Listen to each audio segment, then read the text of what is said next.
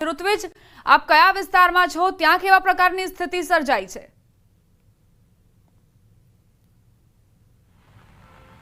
હજી વાત કરીએ તો સમગ્ર ગુજરાતની અંદર વરસાદી માહોલ સર્જાયો છે। હવામાન વિભાગ દ્વારા પણ ખાસ આગાહી કરવામાં આવી હતી અને તે પ્રમાણે સમગ્ર ગુજરાતમાં ક્યાંક ધોધમાર તો ક્યાંક હળવો વરસાદ જોવા મળી રહ્યો છે।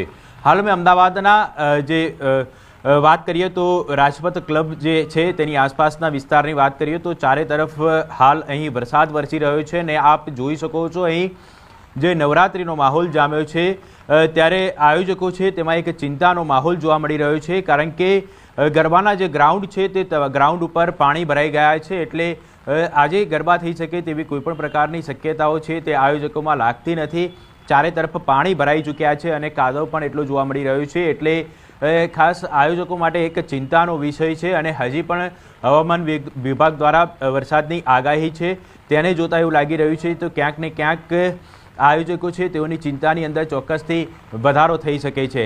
આપ જોઈ શકો છો આ જે ગરબાનું ગ્રાઉન્ડ છે તે ગરબાના ગ્રાઉન્ડની અંદર પણ પાણી ભરાયેલા છે।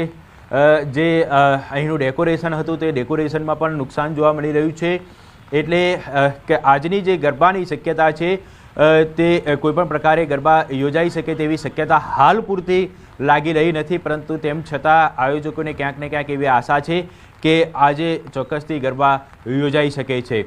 જોકે જે પાણી છે તે પાણી નિકાલ માટેની જે વ્યવસ્થા છે તે પણ તાત્કાલિક આયોજકો દ્વારા કરવામાં આવતી હોય છે, અને પરંતુ જે વરસાદ છે જો વરસાદ બંધ થાય તો તાત્કાલિક આ પાણીની નિકાલની પણ વ્યવસ્થા તેઓ કરતા હોય છે, અને જે ખેલૈયાઓ છે તે ખેલૈયાઓની મજા ન બગડે તે માટેની ખાસ વ્યવસ્થા છે તે દરેક આયોજકો કરતા હોય છે। પરંતુ હાલમાં જે આયોજકોની અંદર એક ચિંતાનું મોજું ફરી વળ્યું છે, કારણ કે વરસાદ છે સાર્વત્રિક વરસાદ જોવા મળી રહ્યો છે અને ચારે તરફ જે ખુલ્લા ગ્રાઉન્ડો છે તેમાં પાણી ભરાઈ ચૂક્યું છે। નવરાત્રી ચાલુ જ છે। આપણી સાથે આ આયોજકો છે તેમની સાથે વાત કરીશું। શું કહેશો, કયા પ્રકારનો માહોલ જોવા મળી રહ્યો છે? આપણે નીકળી ગયું છે અને લગભગ કલાકમાં અમારું સાઉન્ડ ચેક ને બધું થઈ જશે, એટલે ચાલુ જ છે। આયોજકો દ્વારા ખાસ વાત કરીએ તો ખેલૈયાઓની મજા ન બગડે તે માટે કયા પ્રકારની વ્યવસ્થાઓ કરવામાં આવે છે? અમે સાઉન્ડ ને બધું વોટરપ્રૂફ કરેલું છે, એટલે અમારું સાઉન્ડ ને બધું ચાલુ જ રહે છે, એટલે કોઈ ટેન્શન નહીં ને અમારે લગભગ કલાકમાં પાણી નીકળી જાય છે। તો ખાસ કરીને આયોજકો છે તેઓને પણ હાલ જે પાણીની નિકાલની વ્યવસ્થા હોય અથવા તો જે સાઉન્ડ સિસ્ટમની વ્યવસ્થા હોય તે તમામ જગ્યાએ કોઈપણ પ્રકારનું નુકસાન ન થાય તેની તકેદારી રાખવામાં આવી રહી છે। સાઉન્ડ સિસ્ટમ છે તેને પણ હાલ આ વરસાદથી કોઈ નુકસાન ન પહોંચે તે માટે હાલ અહીં ઢાંકી દેવામાં આવ્યા છે, એટલે ક્યાંક ને ક્યાંક હવે આયોજકોને પણ એવી આશા અપેક્ષા છે કે ચોક્કસથી કલાકની અંદર આ જે વરસાદ છે તે બંધ થઈ જશે અને પોતે જે ગ્રાઉન્ડ સાફ કરવાની વ્યવસ્થા છે તે કરી દેશે અને સમયસર આજના દિવસના જે ગરબા છે તે શરૂ કરી દેશે। જી ઋત્વિજ, આમ તો આગાહી છે 30 સપ્ટેમ્બર સુધી અને આજે મોડે વરસાદ આવ્યો છે, કારણ કે નવરાત્રિના જે શરૂઆતના દિવસો હતા ત્યારે આખા ગુજરાતમાં વરસાદ નહોતો, છૂટાછવાયા ભાગોમાં જ વરસાદ હતો, તો આગામી સમયમાં પણ આ જ પ્રકારની વ્યવસ્થા તમામ આયોજકોએ કરવી પડશે।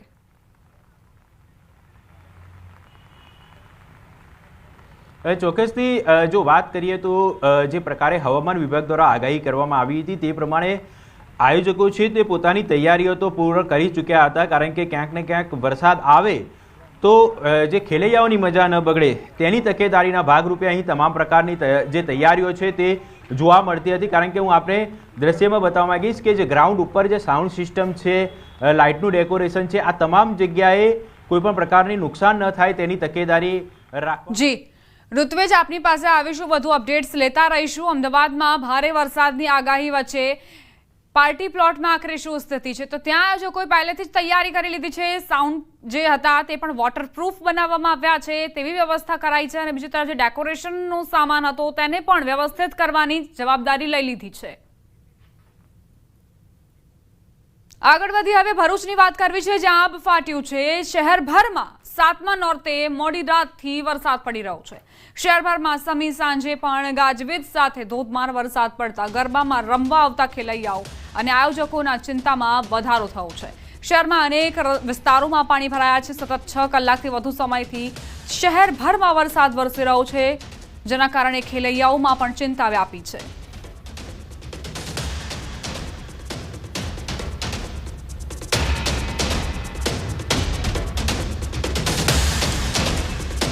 ભરૂચ શહેરમાં અનેક વિસ્તારોમાં પાણી વરસ્યા છે। વરસાદી પાણીના કારણે લોકો પરેશાન થયા છે। કારણ કે છેલ્લે નવરાત્રિની મજા આવતી હોય અને એવામાં જ્યારે મેઘરાજા વિલન બને ત્યારે ખેલૈયાઓ ખૂબ જ પરેશાન જોવા મળી રહ્યા છે। આ વરસાદ રોકાય ત્યારબાદ આયોજકો વ્યવસ્થા કરી શકશે અને પાણીના નિકાલ માટે કંઈક પગલાં લઈ શકશે। અત્યાર સુધી તો વરસાદ રોકાવાના કોઈ જ અણસાર નથી જોવા મળી રહ્યા।